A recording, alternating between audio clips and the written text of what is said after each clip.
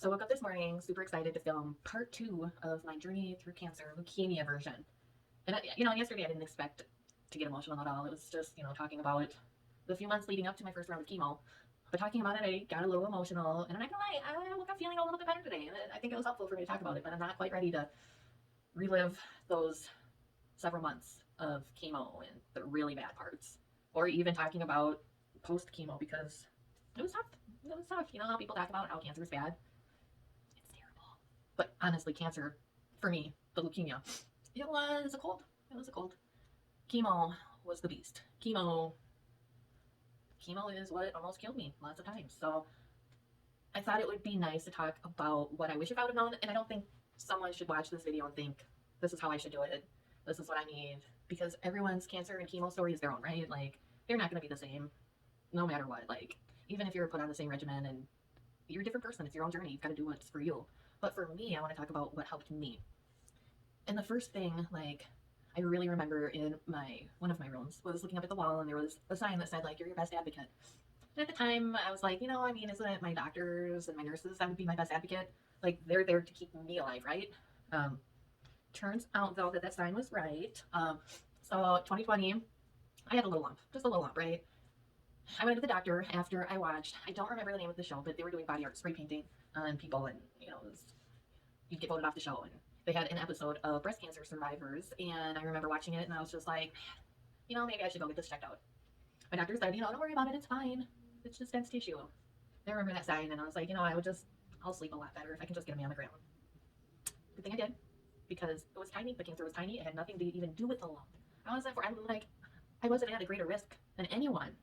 I just had a feeling. So if you just have a feeling, push for it, right? Like, doctors don't know everything. Nurses don't know everything. If you feel like there's something wrong, then there might be something wrong.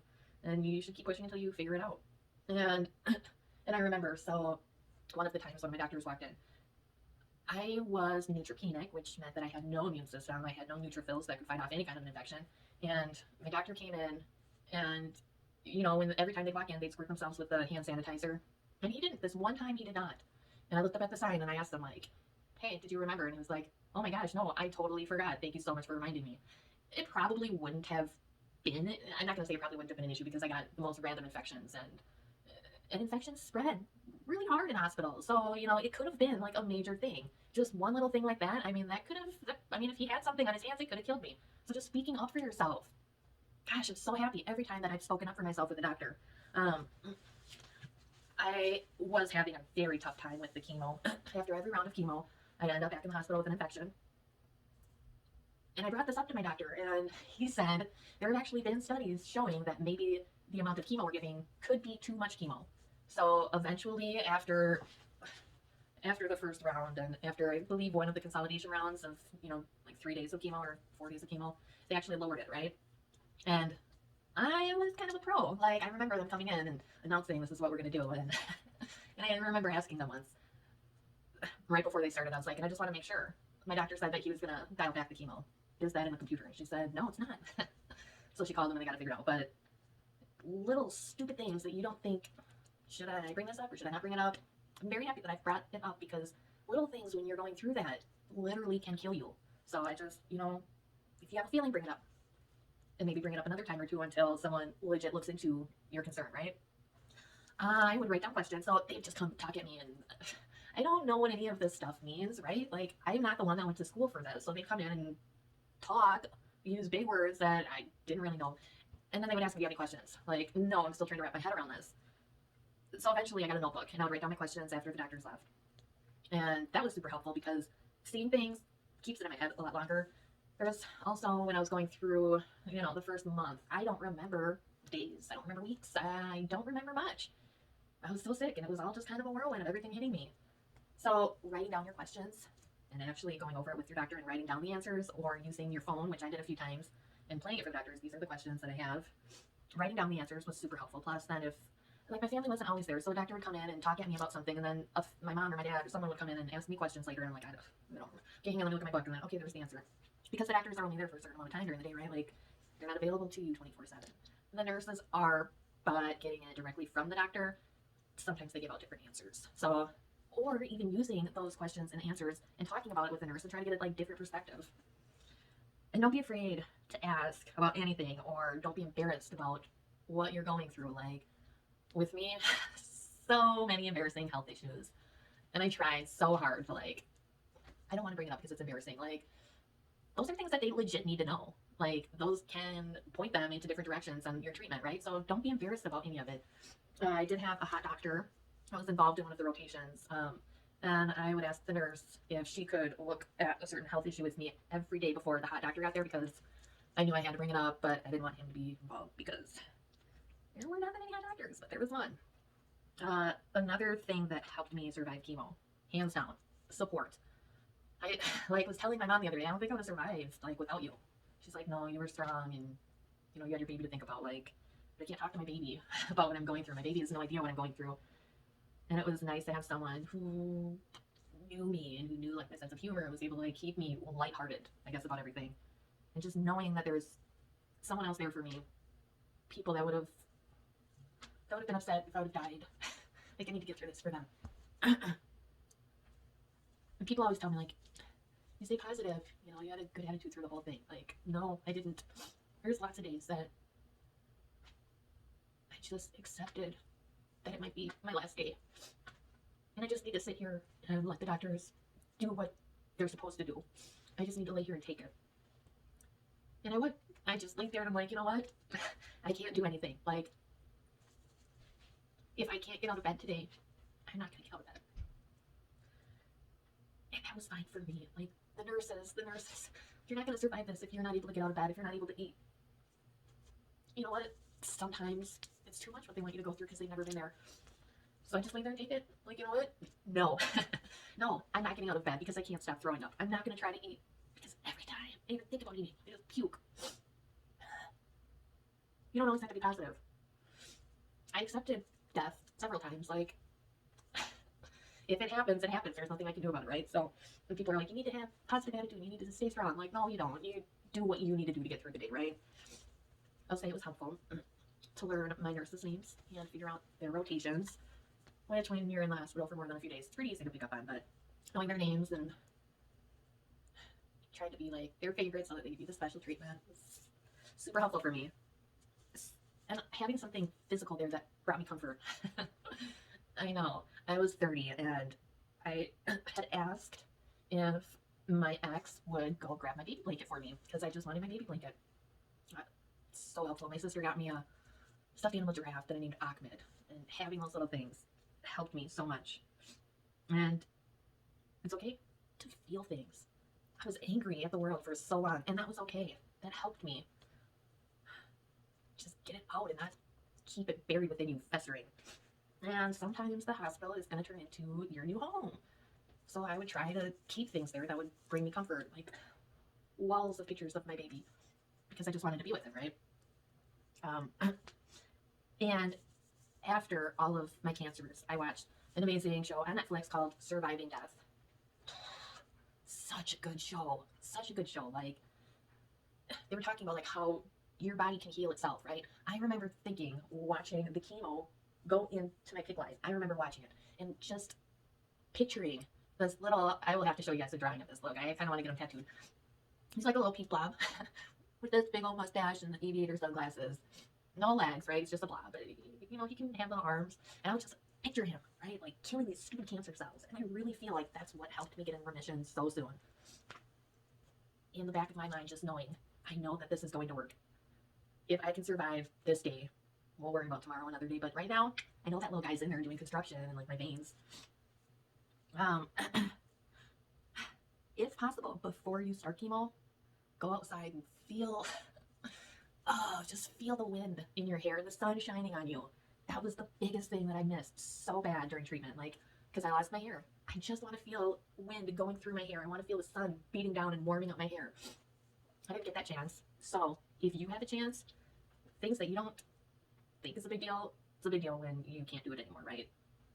I also, due to having a little baby, did not shave my legs for a long time before I was diagnosed. Also being sick, did not shave my legs for a long time. And when you were going through chemo or medicine that kills your white blood cells, like I hear all these commercials, so if you take this, it can lower your immune system and lower your blood count. And so when that happens, they won't let you shave.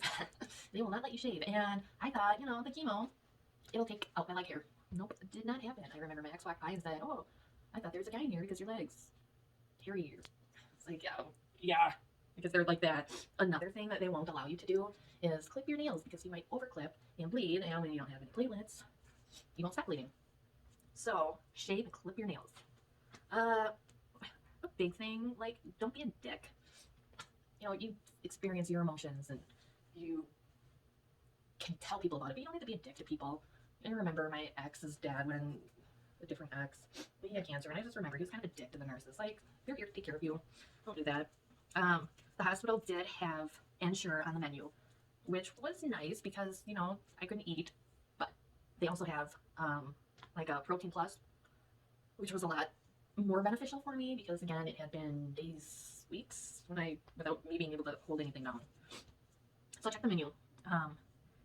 And after my leukemia, the hospital went, and I get it, the hospital changed and they want to serve healthy food and they don't want to serve people pop. But when you're desperately trying to keep anything in, look at the menu first. If there's something that you think you're craving, have someone bring it in for you. I know they don't want to promote unhealthy, but when you're there, I'm sorry, fruits and veggies don't always sound good. So if there's something you're craving, you need to get that in your body. I felt pretty pressured to shave my head. They came in with the razor, and I just hoped that I wasn't going to lose it all. I didn't want to shave my head. I didn't. I do not regret that. Don't feel pressured into shaving your head. I work with somebody who shaved her head, and afterwards she thought, I don't think I would have lost my hair. Like, I didn't want to go through that. Don't feel pressure to do that kind of thing. And I didn't think that they would pressure me, but I did feel pressure, and I'm happy I didn't. Another little trick was the nurses know the delivery places that are around there, and they keep menus that you might need to ask for. So I would eventually ask the nurses, and they brought me this big old 3-ring binder with all the menus in it, all the places where they deliver. But they don't go around telling everybody because there's sensitive food there and it's healthy. Candy, different kind of candy, can help keep your mouth moist. I dry mouth the whole time. And trying different candy to find out what kind works for you, because chemo mouth, it sucks and it changes the way everything tastes. Like, it tasted like day-old metallic throw up. Like, if you've ever drinking too much at night and you're too sick to brush your teeth at night, you wake up in the morning, you're like, it's like that, but metallic. I mean, everything tastes terrible. Mountain Dew is always my favorite pop, but man, with chemo mouth, no bueno. Water, just awful. Like, no, you need to keep your fluids. Like, no, you're giving me plenty of IV. I'm not drinking that garbage. Nope. Getting hats.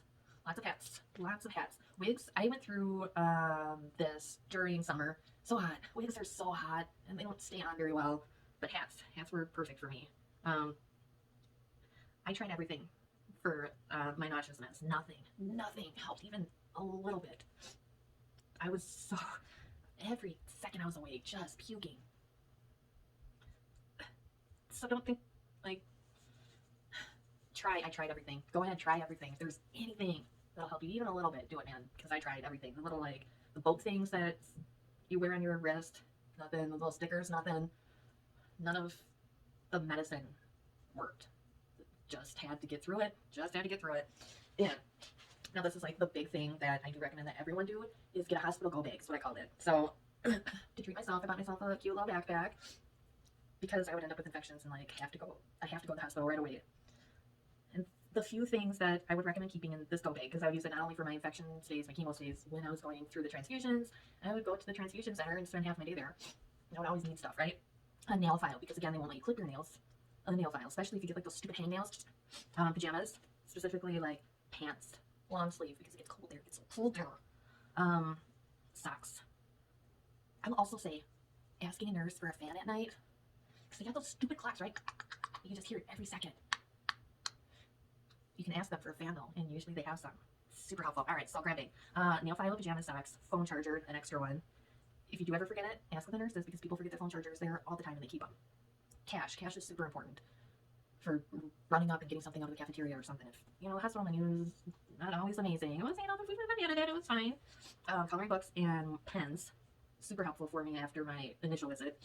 Game cards, my mom and I would play games, mostly at the transfusion center, but if nothing else, playing solitaire by yourself. Small shampoo or body wash, the stuff they have there is basic, right? Like, and I didn't have hair, and I didn't think that it really mattered. Just, it's a hospital smell. It's having something, again, to bring you a little comfort. I will say so, I needed to wear a mask anytime I left my hospital room. So, and I couldn't wear contacts because I couldn't touch my eyes because I could lead to an infection. So getting glasses cleaner with anti-fog so that the mask doesn't like fog up your glasses, so helpful. Pictures, obviously, again, keeping something with you. A hairband, even if you're losing your hair, to keep it up, or hat, or something. Lotion. Lotion was a big one. Again, they provide basic things for you. The lotion was not amazing. So bringing your own lotion. Hand sanitizer. Every time I smell hospitals, I'm like, oh, that hand sanitizer, that just brings me back there. Chapstick, 100%. The stuff they had, I don't even know. It wasn't great. Chapstick, definitely a must. Another thing, bringing your own toothbrush. Basic crap that they'll give it to you and it's fine. It'll get you through. But if you're spending time there, get a good toothbrush, an extra soft one, especially if you're going through things that'll make your platelets drop. A small pack of good Kleenex because that crap there is like single ply, falls apart. The biggest thing that I have never heard anybody bring up that I am so happy I did for my last few visits is toilet paper. Just bring yourself a roll of good toilet paper and keep it in a zip bag in your backpack because, God, the toilet paper there sucks. And I believe ended causing me an infection. But just trying different things, right? Just trying to have someone and using the hospital, you know, the church would come, give me a blanket, whatever, that's cool. They were giving out hand massages one day. I mean, I wanted my foot done, but they didn't do feet, just hand massages. Just using the amenities that they can provide or that volunteers can provide can definitely help. But those are things that I would keep in mind if you were going to be going through chemo, especially going through leukemia or like lymphoma or any kind of blood cancer that deals with dropping and destroying everything in your blood. So I hope this helps someone out there. I hope someone watches this and like, toilet paper, of course, I'm gonna bring toilet paper.